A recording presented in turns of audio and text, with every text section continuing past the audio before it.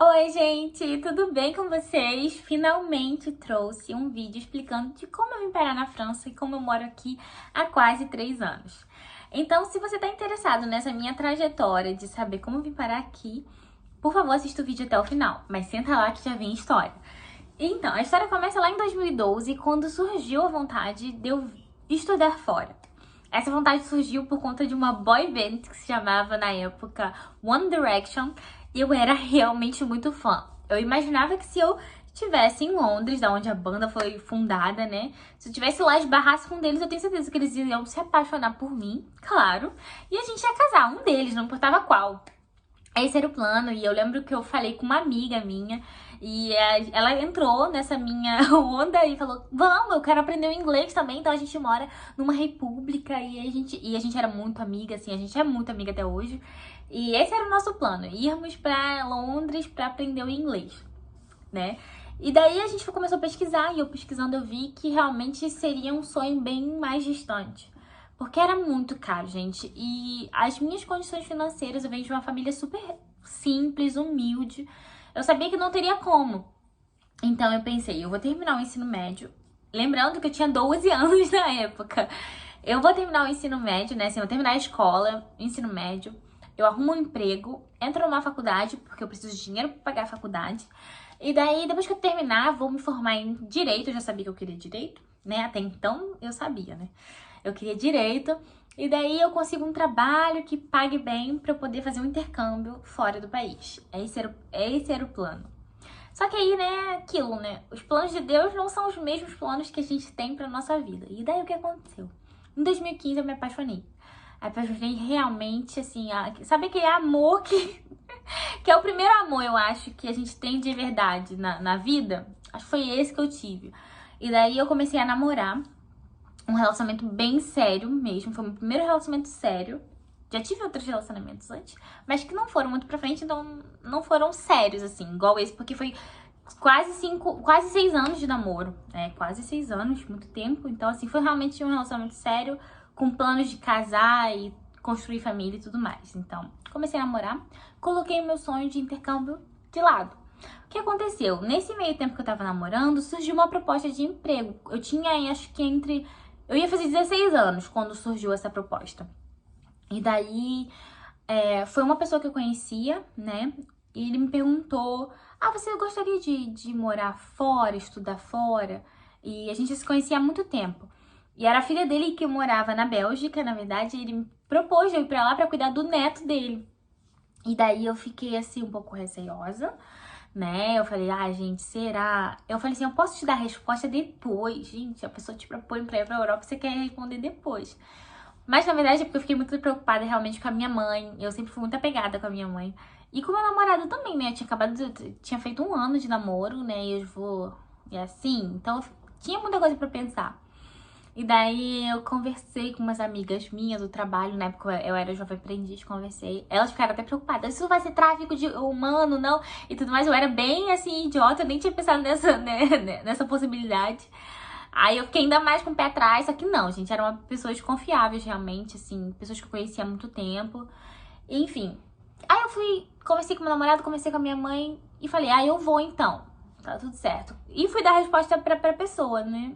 Cheguei na hora, tinha sido tarde demais, porque a filha dele precisava de uma resposta, assim, muito rápido, e eu não dei essa resposta, então eles conseguiram outra pessoa. E depois eu fui ver também que eu não poderia ir, porque eu tinha 16 anos, e você precisa ter 18 pra fazer um intercâmbio, pra, né, estudar fora do país. E daí, enfim, foi isso. Eu fiquei muito triste? Fiquei. Porque, assim, a chance bateu, né? Mesmo que eu não pudesse ir, que eu tinha 16 anos. Fiquei triste porque eu não dei a resposta que eu queria ir.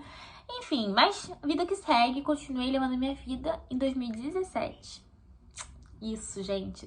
2017 eu fiquei desempregada, pra começar. Fiquei desempregada e eu trabalhava na praia, trabalhei em quiosque, já trabalhei cuidando de criança há muito tempo. Depois que eu fui jovem aprendiz, eu fiquei sem trabalho. E como eu era muito nova, era difícil conseguir um trabalho. Só que assim, eu já tinha aprendido o gostinho, sabe, de ter o seu próprio dinheiro. Claro que minha mãe me dava dinheiro de vez em quando ainda. Mas eu aprendi o gosto de realmente de você trabalhar e conseguir o seu dinheiro, sabe, esforçado, e você poder gastar com o que você quiser. Então eu comecei a fazer vários bicos, assim. E daí eu tava desempregada, assim, emprego fixo. E eu lembro que uma vez uma irmã da igreja, que era até da família do meu ex-namorado, ela teve uma revelação, assim, pra quem é cristão e acredita, eu acredito muito em revelação. Ela veio e falou comigo que ela me via assinando um contrato de trabalho e que não seria, assim, perto de casa, entendeu? Seria um trabalho, mas que eu ia tá contratada, né? E eu falei assim, gente, na hora, gente, olha, a gente não deve duvidar, assim, das coisas que Deus fala, porque na hora, eu juro que, no fundo de mim, eu pensei, gente, mas como que eu vou arrumar um trabalho se nem currículo eu tô distribuindo? Como assim? E daí foi isso. Deus me surpreendeu, porque, sem brincadeira, essa irmã da igreja me falou, acho que foi realmente em outubro. Foi em outubro, não, ou antes um pouquinho. Não, isso, outubro, eu acho. Dezembro, a resposta, a pessoa tinha me chamado pra ir pra Bélgica, de novo. Mas na verdade nem era Bélgica, ela tava mudando da Bélgica pra França e eu viria pra França pra cuidar do filho dela. Foi a mesma proposta do início, né? E daí eu já disse sim. Já disse sim, quero. Aí a moça, né, que pra quem eu ia trabalhar, foi pro Brasil visitar os pais. Nisso a gente se conheceu pessoalmente.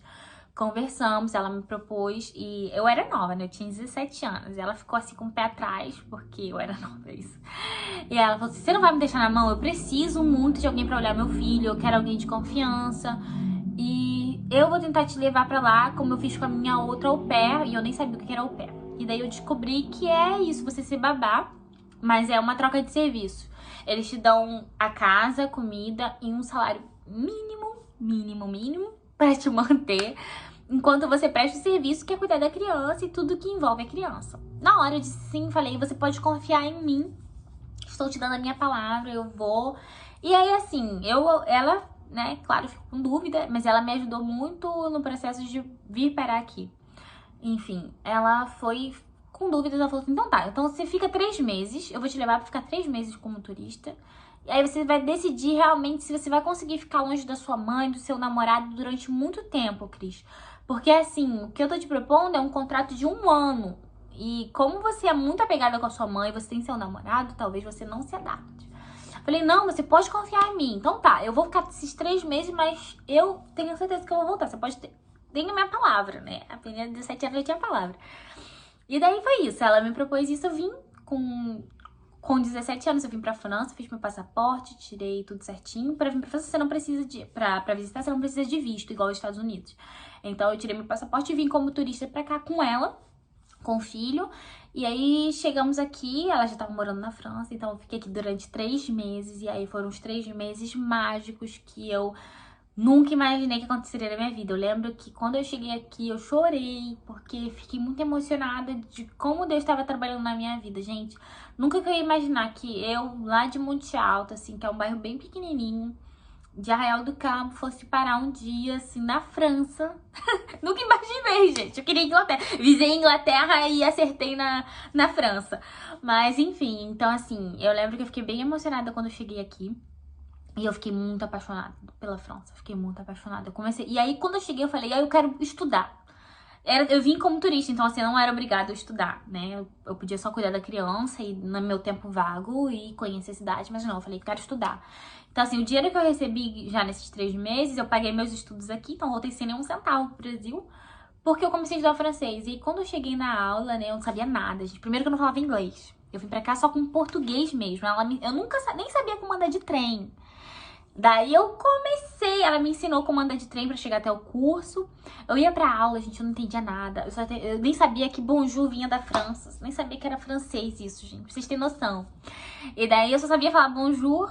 E eu lembro que ela me ensinou a falar, que é bom dia, né? E eu lembro que ela me ensinou a falar, eu não sei falar francês. Era essa frase que eu me virava pra tudo. Porque as pessoas tentavam se aproximar de mim pra conversar, eu não sei porquê. Talvez seja porque eu andava com a cara de besta, assim, sorrindo pra todo mundo, porque eu tava em Paris, né, como se fosse um sonho, assim. Então eu sorria pra Deus e o mundo. E daí tinha gente que tentava conversar comigo, então eu só sabia falar, desculpa, eu não sei falar francês em francês, né? Eu falava, désolé, je ne parle pas français. E era só isso que saía. E daí eu lembro que eu tive que voltar pro Brasil. Nossa, como foi difícil, eu não queria voltar. Mesmo assim, tendo meu namorado e tendo a minha mãe, eu não queria voltar. Mas enfim, voltei. E daí que o segundo capítulo começa. Então, se você ficou curioso e quer o segundo vídeo, você me fale que eu vou continuar a história.